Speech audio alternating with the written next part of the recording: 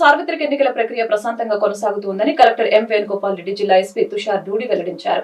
ఈ మేరకు కలెక్టరేట్ లోని మీడియా సెంటర్ లో వారు మీడియాతో మాట్లాడారు. ఎన్నికల పోలింగ్ కోసం పటిష్టమైన ఏర్పాట్లు చేయడం జరిగిందని కలెక్టర్ ఎస్పీ పేర్కొన్నారు.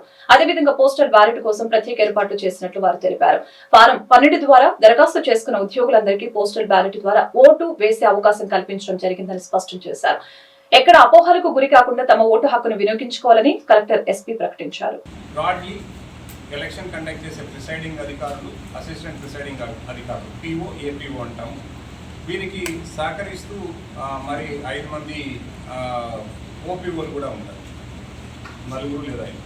సో ఈ ఓపీఓలు, దాని తర్వాత మైక్రో అబ్జర్వర్లు, అంటే ఎక్కడైతే మనకు క్రిటికల్ పోలింగ్ కేంద్రాలు ఉంటాయో అక్కడ మైక్రో అబ్జర్వర్లు పనిచేస్తారు. వీరితో పాటు పోలీస్ సిబ్బంది ఉంటారు. వీరితో పాటు వీడియోగ్రాఫర్స్ అని, సెక్టర్ ఆఫీసర్స్ అని రకరకాలుగా ఎలక్షన్ డ్యూటీలో చాలామంది ఉంటారు. ఇది కాకుండా అత్యవసర సర్వీసులో పనిచేసే వాళ్ళకి కూడా ఎలక్షన్ కమిషన్ తప్పనిసరిగా ప్రొవైడ్ చేయాలి. సో వీటన్నిటిని దృష్టిలో పెట్టుకొని మనము మొట్టమొదటిగా ట్రైనింగ్ ఎవరికైతే ఇస్తామో వాళ్ళకి ట్రైనింగ్ దగ్గరనే ఫెసిలిటేషన్ సెంటర్ ఇవ్వాలి, అక్కడే పెట్టాలి అన్నది ఎలక్షన్ కమిషన్ ఆదేశం.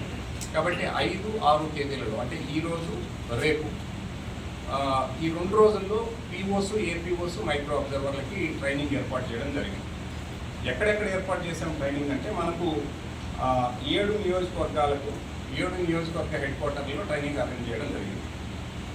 ఉదాహరణకి గుంటూరు ఈస్ట్ కాన్స్టిట్యున్సీకి ఏసీ కాలేజ్ సాంబశివరావుపేట గుంటూరులో, అట్లనే గుంటూరు వెస్ట్ కాలేజీకి government women's junior college Guntur, ప్రత్తిపాడికి Loyola public school Nallapadu Guntur, తెనాలికి Sri Ravi Sambaiah municipal boys high school near tahsildar office Tenali, Ponnur Arya Vysya Kalyana Mandapam besides tahsildar office Ponnur, మంగళగిరికి నిర్మల హై స్కూల్ ఆత్మకూరు మంగళగిరి, తాడికొండకి Chalapathi college of engineering Lam Tadikonda. So ఇక్కడ ట్రైనింగ్ అయిన తర్వాత అక్కడే ఆ ఎంప్లాయీస్ అందరికీ కూడా పోస్టల్ బ్యాలెట్ ఫెసిలిటీ ఇచ్చి అక్కడే ఫెసిలిటేషన్ సెంటర్ ఇవ్వడం జరిగింది.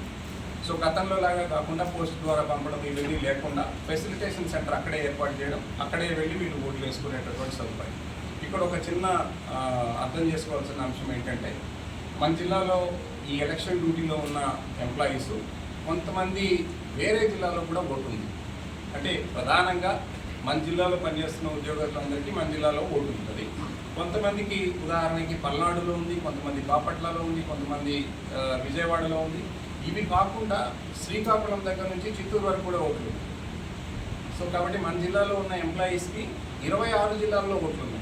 సో అంటే అక్కడ ఓటు ఫ్యామిలీనో ఏదో కారణం వల్ల. సో అందుకని ఎలక్షన్ కమిషన్ ఇచ్చిన ఆదేశాల ప్రకారం ఎవ్వరు కూడా వారు ఎలక్షన్ డ్యూటీలో ఉన్నప్పుడు వారి ఓటు పోవడానికి లేదు కాబట్టి, ఓటు వేసుకోవాలి కాబట్టి ముందు దీన్ని 2 గ్రూపులు. ఫస్ట్ మన జిల్లాలో ఉన్న ఓటు ఉండి మన జిల్లాలో పనిచేస్తున్న అధికారులు, మన జిల్లాలో పనిచేస్తున్నారు కానీ వేరే జిల్లాలో ఓటు ఉన్న అధికారులు.